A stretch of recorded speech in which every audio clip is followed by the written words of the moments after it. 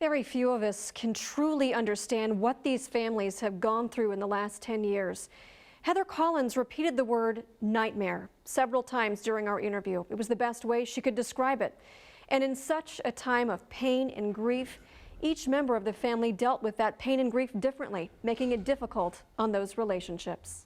In the early days of the investigation, Heather Collins says they faced lots of questions from investigators. DCI comes in, they question you like nonstop. What were you doing at this time? What were you doing there?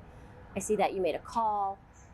At this time, I'm like, well, call Drew to let him know that I can't find him at wherever. And, you know, so it was a lot of those questions. And then it just goes into like the neighborhood, like looking at people in the neighborhood.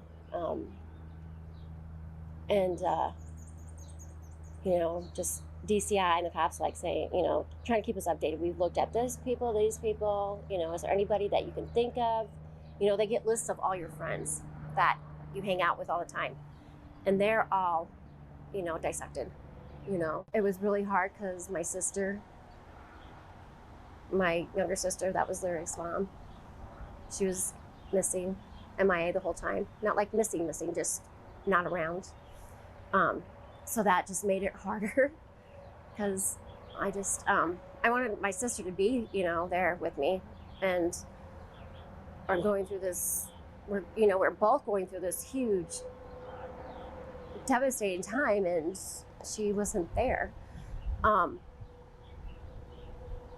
And they wouldn't talk to the police.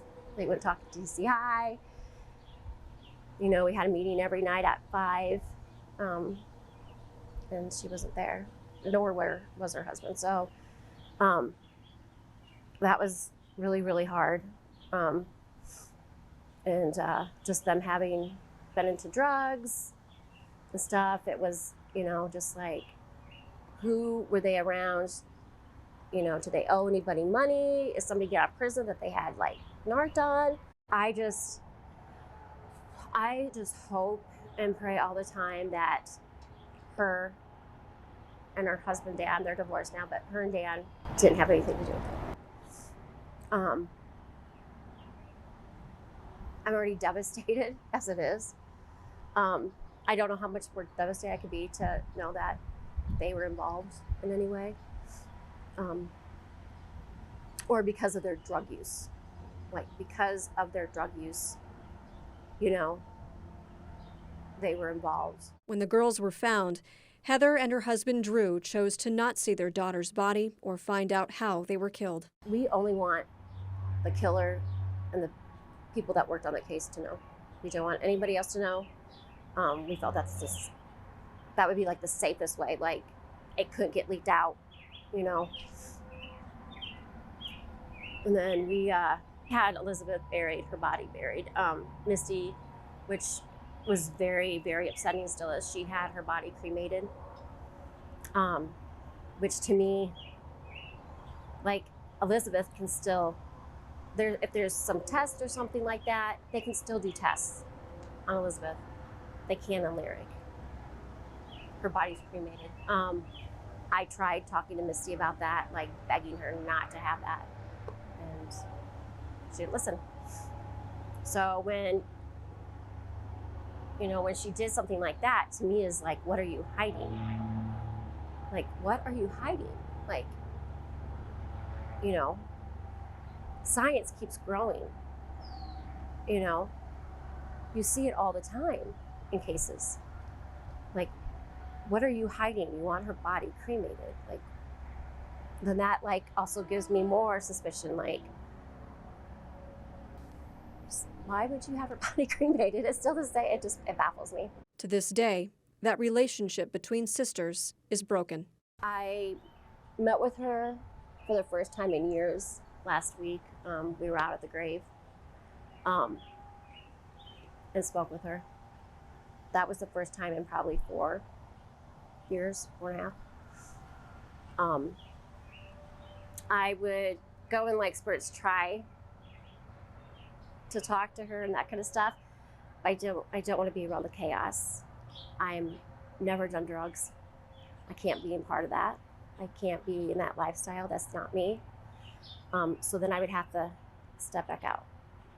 And then I would see her doing really well, so I would step back in. But it never lasted very long. So then back out, and then this last time I'm done. I just can't do it. It's really hard on me. It's very trying. Now she has 3 little nieces. I have 3 little nieces. She has 3 daughters and younger ones, and I don't even know them. Your relationship with Drew, because people deal with these things very differently. So with Drew, we ended up getting a divorce. You both just deal with everything so differently. I say kind of like grow apart in ways. He grieved. His grieving was just not engaging, kind of just sleeping and being on the couch a lot. So he was there, but he wasn't. So it was hard to deal with, and then it just kind of,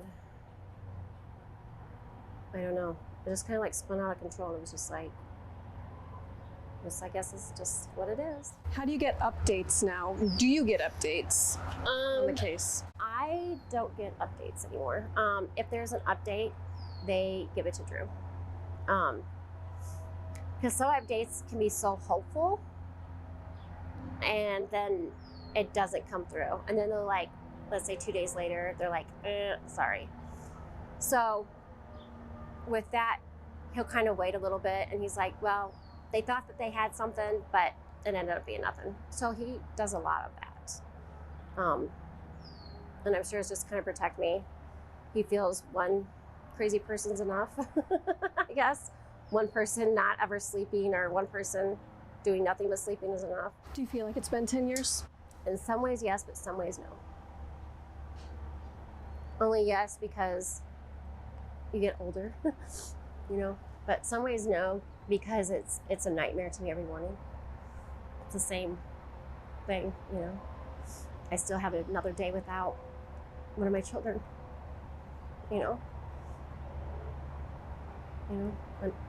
a piece of us is missing, a piece of our family's gone and not here, and we don't know who did it. We don't, the only thing we know is that she's in heaven with Lyric, and they're having the time of their life, and we're down here just trying to get by each day. Tomorrow night, we'll hear from Heather's sister, Misty Cook, who says the public's perception of how she responded to the kidnappings was unfair and vilified her at a time when she felt sad, lost, and confused. She agrees this destroyed the family, but over time, she's created a new life and family. That's tomorrow at 6. In the studio, Nicole Agee, KCRG TV 9 News.